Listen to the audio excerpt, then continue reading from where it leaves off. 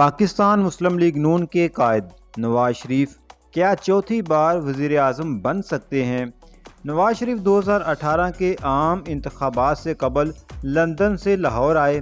Airport سے اترتے ہی انہیں احتساب عدالت سے مجرم قرار دیے جانے کے بعد جیل میں ڈال دیا گیا۔ ان کی بیٹی مریم نواز اور داماد کیپٹن صفدر بھی ان کے ساتھ قید رہے۔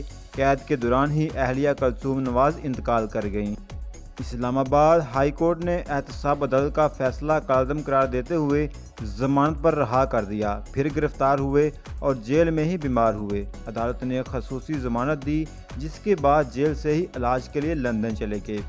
پاکستان مسلم لیگ نون نواز شریف کی وطن واپسی کی راہ ہموار کر رہی ہے۔ اب ان کے ذہن میں یہ بات چل رہی ہے کہ نااہلی کی مدت کا تعین کیا جائے۔